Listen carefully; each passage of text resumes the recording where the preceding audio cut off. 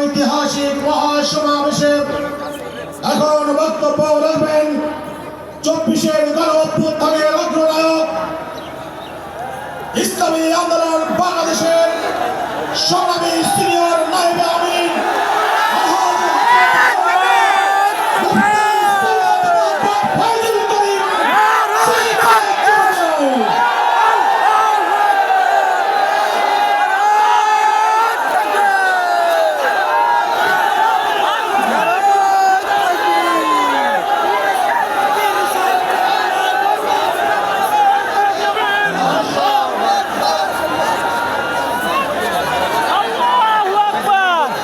السلام عليكم ورحمة الله وبركاته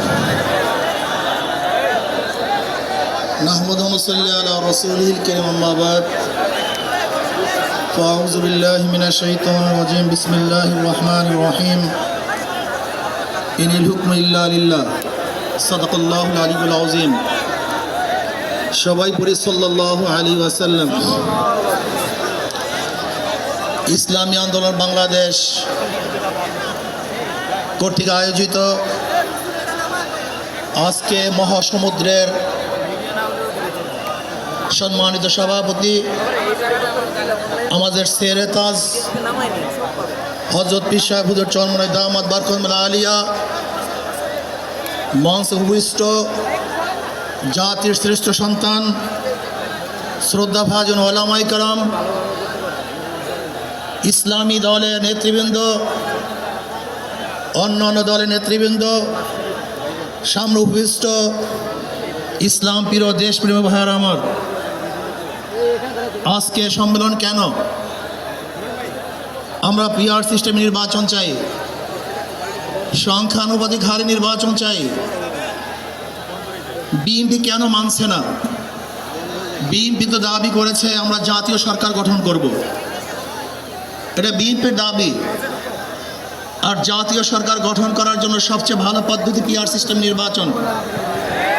জাতীয় সরকার সর্বদলের অংশগ্রহণমূলক সরকার, আর সর্বদলের অংশমূলক সরকার গঠন হতে পারে একমাত্র পিআর সিস্টেম নির্বাচনের ভিত্তিতেই। তাহলে কেন বিএনপি মানছে না? কারণটা কি আমি তো বুঝি না। অবশ্যই বিএনপিকেও পিআর সিস্টেমে নির্বাচন মানা উচিত।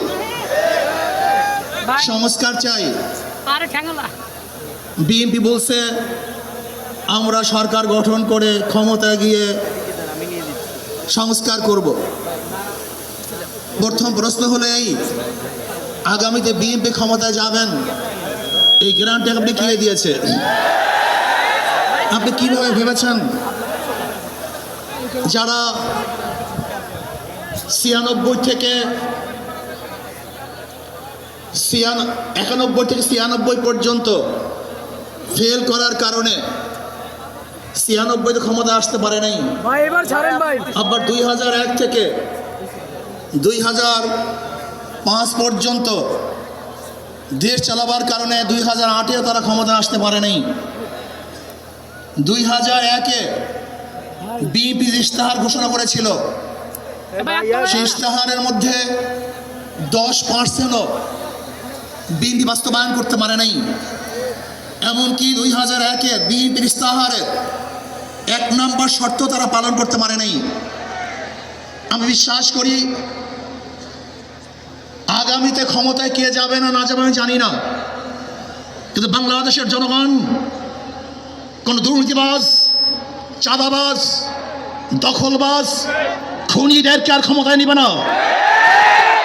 বাংলাদেশের জনগণ রক্ত দিয়েছে, জীবন দিয়েছে বাংলাদেশে চাঁদাবাজি করার জন্য নয়, খুন করার জন্য নয়, দেশকে দখল করার জন্য নয়, দুর্নীতি করার জন্য মানুষ রক্ত দেয়, জীবন দেয় নাই। বাংলাদেশের মানুষ জীবন দিয়েছিল, মানুষ মুক্তি পাবে, শান্তি পাবে। আমার গরিব দুঃখী মানুষ ক্ষুধার্ত থাকবে না, বাংলাদেশের একজন মানুষও খোলা আকাশের নিচে থাকবে না, বাংলাদেশের একজন গরিব বস্ত্রহীন থাকবে না, আমার বাংলাদেশের কোনো মানুষ গুম হবে না, খুন হবে না, বাংলাদেশের কোনো ব্যবসায়ীকে চাঁদা দিতে হবে না, বাংলাদেশের প্রত্যেক নাগরিক অধিকার বাস্তবায়ন হবে, তারা শান্তিতে বসবাস করতে পারবে। নির্বিঘ্নে ঘুমাতে পারবে, আমার মা বোনরা ইজ্জত দিয়ে রাস্তায় চলাফেরা করতে পারবে। বাংলাদেশের মসজিদ থাকবে, মাদ্রাসা থাকবে, দাড়ি থাকবে, টুপি থাকবে, দাড়ি পরে কেউ আক্রমণ করতে পারবে না, টুপিকে ছিনিয়ে কেউ নিতে পারবে না, ইসলামের বাইরে গান পাস করতে পারবে না। এর জন্য জীবন দিয়েছিল, রক্ত দিয়েছিল। দ্বিতীয়বার দাড়ি টানবে, এই দৃশ্য দেখার জন্য মানুষ রক্ত দেয় নাই। মৌলবাদের বিরুদ্ধে আলোক আঙ্গুল তুলবে, মোল্লা বলে গালি দিবে, আজকে টুপি দাড়িওয়ালাদের ক্ষমতায় যেতে দেবে না, এই স্লোগান শোনার জন্য মানুষ রক্ত দেয় নাই। এই দৃশ্য দেখার জন্য বুকের তাজা রক্ত জমিনে ঢেলে দিয়ে মানুষ শাহাদাত বরণ করে নাই, বরং বাংলাদেশের মানুষ শাহাদাত বরণ করেছিল এই জাতিকে মুক্তি দেওয়ার জন্য, কোরআন ও সুন্নাহর আইন বাস্তবায়ন করার জন্য। বাংলাদেশের মানুষ ওই ভারতের গোলামি করার জন্য রক্ত দেয় নাই। বাংলাদেশের মানুষ ভারত আমাদের দেশে কর্তৃত্ব নেতৃত্ব করবে, আমেরিকা আমাদের দেশে কর্তৃত্ব নেতৃত্ব করবে, এর জন্য বাংলাদেশের মানুষ জীবন দেয় না, রক্ত দেয় নাই। বাংলাদেশের মানুষ সাধন, তারা নিজেরা আইন প্রণয়ন করবে, নিজেরা সংসদ পরিচালিত করবে, তারা নিজেদের পায়ে দাঁড়াবে। বাংলাদেশের মানুষ জীবন দিতে পারে, কিন্তু কার গোলামি করতে পারে না। তারা ভাইয়েরা আমার, আমি বিশ্বাস করি আজকে মঞ্চে যারা আছেন, যদি আমরা মুনাফিকি না করি, মঞ্চে যারা আছে যদি মুনাফিকি না করি, মুখের এবং কাজের কথা যদি একসাথে থাকেন, মুখের সাথে কাজের যদি মিল থাকে, আমি এই লক্ষ জনতার সামনে কসম করে বলতে পারি আগামীতে ক্ষমতায় যাবে ইসলাম, ক্ষমতায় যাবে ইসলাম।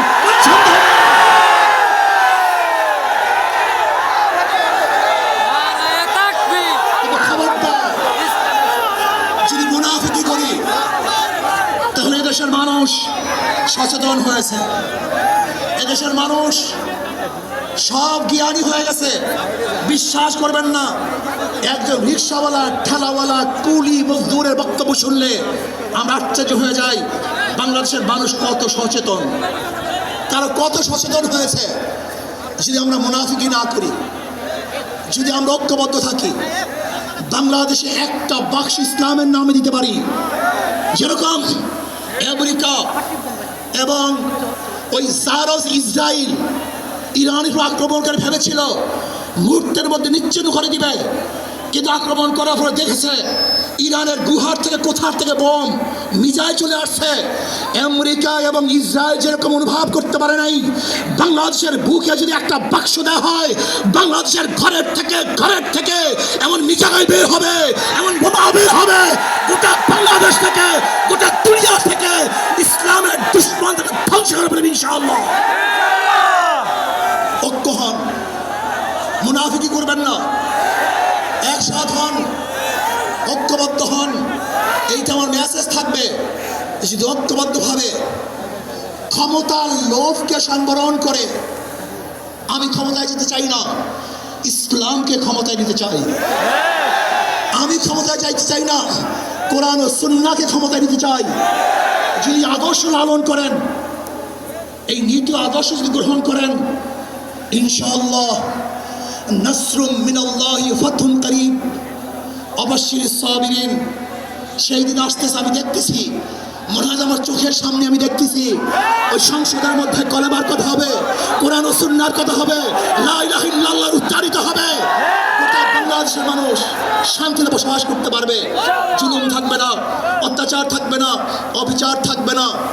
প্রত্যেকটা মানুষের প্রাপ্তি তাদের ঘরে ঘরে পৌঁছানো হবে। আজকে আমার মা বোনেরা মনে করছে ইসলাম ক্ষমতা আসলে আমাদের অবস্থাটা কি হবে? ইসলাম ক্ষমতা আসলে প্রত্যেকটা মা বোনের ন্যায্য অধিকারকে প্রতিষ্ঠিত করা হবে। ইসলাম ক্ষমতা আসলে আগামী 5-10 বছরের মধ্যে সমস্ত গরিবরা দরিদ্র সীমার উপরে চলে যাবে। ইসলাম ক্ষমতা আসলে 28 লক্ষ কোটি টাকা বিদেশে পাচার হবে না, দুর্নীতি থাকবে না, জুলুম থাকবে না, অত্যাচার থাকবে না, নির্বিচার করে মানুষ আর খুন হবে না, গুম হবে না। ইসলাম ক্ষমতা আসলে শ্রমিকদেরকে তাদের অধিকার আদায়ের জন্য রাস্তায় নামার কোনো প্রয়োজন হবে না। ইসলাম ক্ষমতা আসলে কৃষক, শ্রমিক, মজদুররা তাদের অধিকারকে প্রতিষ্ঠিত করার জন্য ইসলামী সরকার তাদেরকে নিয়ে কমিটি গঠন করে তাদের প্রাপ্তি তাদের কাছে পৌঁছে দেবে।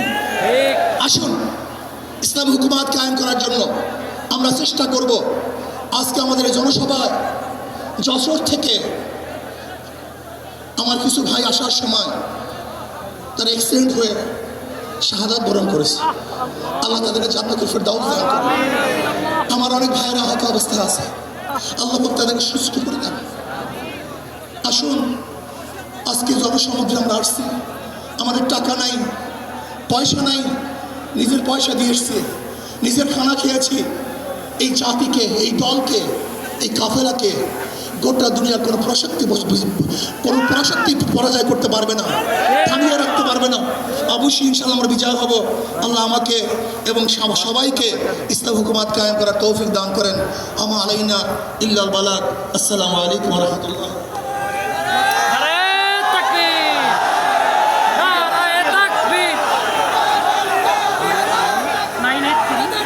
সংগ্রামী বন্ধুগণ,